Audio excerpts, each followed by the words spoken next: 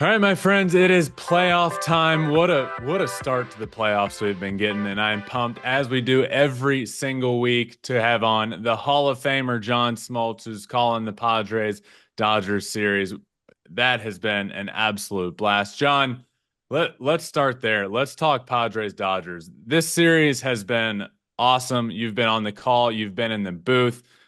Before we talk details of it, just how much fun has it been to be in the booth for what I think has been the most exciting series so far in the playoffs? Well, it's two teams that really don't like each other, and it's a growing rivalry. It's been a rivalry, but it only can be an elite rivalry if both teams are really good, and they really are.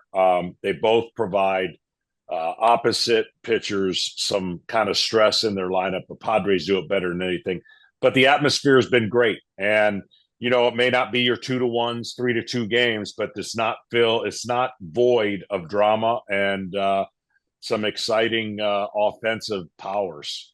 I feel like the fans, you can feel it. You can feel that the players don't particularly like each other. You can see that Dodgers fans don't like Padres players. But as somebody on top of this series, as somebody there for every game, calling the game, talking to people, talking to players, you can feel that. You can feel that these two teams do not like each other. Yeah, well, the narrative going in, we got the team that won the most games in the National League probably wasn't favored. So they're taking a little bit of a chip on their shoulder and say, okay, Mhm. most people think that the Padres are better. And a lot of that has to do with the injuries that the Dodgers have had, in their rotation. The Padres are hot. But yes, it's one of those things where the Dodgers have been on top for so long. The Padres are trying to be relevant. They knocked them off a couple of years ago. It's this growing narrative of a really, really good baseball team that, by the way, in the second half has had the best record in Yeah. baseball, and they want to flex their muscles. Each team wants to impose their ways, and on the actual strategy of it, the Padres have more ways to do that. It just so happens they're going to have to find a way to do that in one particular game because for this teams to move on, they are going to face a great hot New York Mets team, Yeah. but it's going to be a fun game five. Yeah, for sure. What's been your thoughts on seeing all the drama up close and personal? What were your thoughts seeing stuff come in from the stands? I mean, it's not something you typically see. I mean, that's getting heated. You saw that happen from fans. People get fired up. Then the Machado throwing a ball at the dugout and stirring up a bunch of commotion there. What's been your thoughts on the drama of the series? I honestly think in a weird way they're just trying to get the other team off their game. Yeah. I think it's we know the game's played differently. It could be 7-0. They hit a home run. They're going to do their thing. But you hope cooler heads prevail so that at least nothing gets out of the way of the best team winning should move forward, right? And you just hope it doesn't come down to some wonky play or some emotional reaction that when you look back, go, I wish it wouldn't happen. So I thought game 4 and game 3, everybody realized cooler heads. There were no issues. We had a ball last night that was thrown over 100 miles an hour way up, but it Yep. wasn't. You just don't want any of that to kind of spiral into something. So I think the players have handled it really well after the commotion and the attention was given to something that when you break it down, it's all about trying to create a narrative. Yeah. The best of 5 is the craziest narrative swings you've ever seen. The Dodgers come back in game 1, then the Padres. I mean, it's just back and forth. You have to be able to put away that noise and play a baseball game.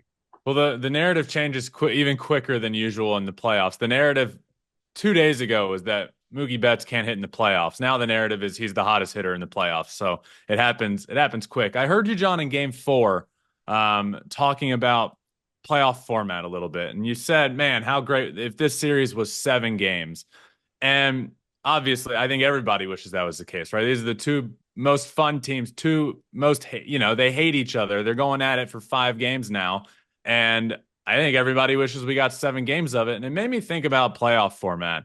And I want to ask you about that because once again, we've seen first round bye teams struggling. We already have the Phillies out. The Dodgers, the Dodgers didn't come out of the gates great. The Guardians have their backs against the wall. The Yankees are really the only one in control of a series, but I wouldn't say they've looked great. The team that loses the first game of the wild card round has again lost 100% of the time, or won 100% of the time. If you lose that first game, you're done. Um, when you're thinking about playoff format, and I'm just trying to put your hat on here and think of your best case scenario. What would you do with the playoffs? Would you keep this first round bye? How would you change things? I think the biggest thing you have to have less regular season games to make any changes to the playoffs or add any games, because with that it's just too long of a season. Best of sevens, the reason everybody loves them, the team beats you, you tip your hat and you move on. You can't say if, woulda, coulda, shoulda. And getting beaten a best of seven is completely on you. And even if the series were to magically be a best of seven and you've had 5 days off, you have a chance for those hiccups or slow play early to recover. You Mm-hmm. really don't in a best of five. We've seen the evidence of it. I would like to see the season cut shorter a little bit and then maybe add some postseason games to the series, so it's a 3 out of 5 and a best of seven and a best of seven. But having said all that, if they don't go to extra games, maybe the only other thing you can do to reward the teams that have had this play out where they've got the rest, give them all home games. Just give them all home games. And then if a team beats that team in all home games, man, you've really done something. Because think about this: the wild card teams that go up against the better records don't get a home team. They don't Mm-hmm. get a home game, and they're winning a lot of these series. Yeah. So that short series, the home field advantage is not shown that big a deal. In a best of five, if you win 3 on the road, then my goodness, you're trying to figure out a way to not de-incentivize winning the most games in a regular season. Yeah. So I don't know. I hope it self-corrects. But we're getting great games. We're getting hot teams. We're getting teams getting in by the seat of their pants and rolling. Yeah. You know, I guess the only other thing that you could do is try to prevent the interdivision series right away. Yeah. Like we had that rule before where the Dodgers couldn't play the Padres and Yeah. the Phillies couldn't play the Mets, because in recent years the second place or third place team is beating the first place team and advancing. So I'm sure there's a lot of balls in, but it comes down to execution. And right now, it's been hard for the teams that have had the rest. What are your thoughts on this? Is a crazy idea, but they do it overseas, and I've heard it works. But my thoughts, if I were to tell you, all right, scrap the current situation, everybody's going to play in the first round. It's going to be a round of best of 5, but let's say it's a 1 seed versus 6 seed. The advantage is that the 1 seed is already up 2 games to nothing in that series. In the 2 versus the 5 seed, it's a 1 game advantage, 1-0 already for the 2 seed. 3 versus 4, even ground, 0-0 start to the series. There's no first round bye. You just have a big advantage there in the games department, and you go play from there. You hearing that, first thoughts, what do you think? I mean, it's kind of like the staggered golf tournament at the end of the year, right? Yep. Where the momentum of the year and the great work gave Scotty Scheffler a significant lead over. Exactly, yeah. So it's interesting. And I think with anything, you got to give it a little bit of time. And Yep. maybe after 3 or 4 years, take a look at seeing what you could do differently.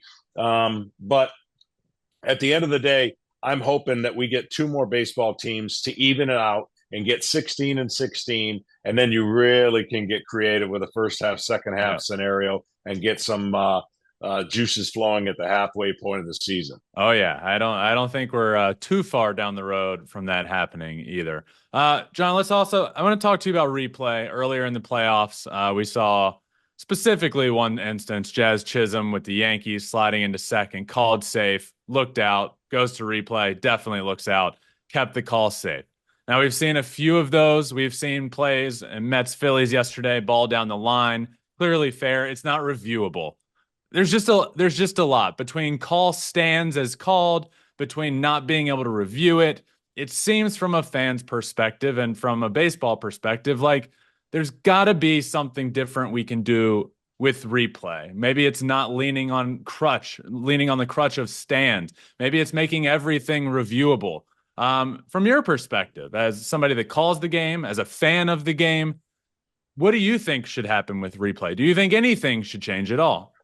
Well, the game, it happens fast, right? And Yep. there are certain things that have not, like you said, been reviewable. I would love to see maybe them adopt the NFL approach where the booth assist, where it's clear and obvious and they get the call and they change it really quickly, right? They don't even have to go to replay. Yep. Maybe that's a scenario that because they have earpieces and the game is really, really fast on an exit velocity, a ball down the line, a check swing. I don't know how far you can go with all this, but I hear your points well taken in the fact that technology and the evidence of things are more visible than ever before. And so there are camera angles that we will not be able to show that they will have. And there are some head scratchers, but I think that clear and obvious scenario to overturn it is probably got a couple people scratching their heads. So yeah. I would like to see, especially on fair or foul balls. Remember how this was all intended around the home run being fair or foul? Yeah, it really was. And then the next level of replay was the obvious getting overturned.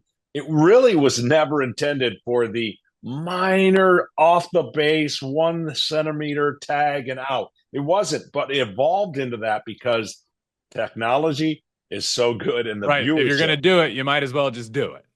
So hopefully we don't have many more of those plays because it's tough, right? It's tough to be a first base umpire, bang, bang play at first. It's tough to be a home plate umpire when the plays are at the plate and it's bang, bang, and certainly the strike zone. So you don't want to forget that it's tough and that you don't want to forget that I liken it to, watching a game show and you feel like you have more time at home to answer the question than when you're right there under the gun. You're like, how could you answer it that way? Yeah, absolutely. John, last one for you today. I like to ask people online what they know we talk every week and maybe what they want to hear from John Smoltz. And got one that I have to ask you. It's really important. And you know how fans are. This one comes from a Dodgers fan. Why do you hate the Dodgers? Yeah.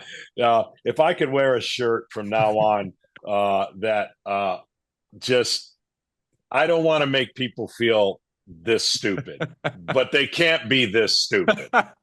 They just can't. They can't think that if I speak something, it's going to happen, right? Or that somehow we're in the booth rooting. It's every year. It's laughable. My job is to call a national broadcast that has no allegiance to anybody, but 50% of the country always think we're rooting for somebody else.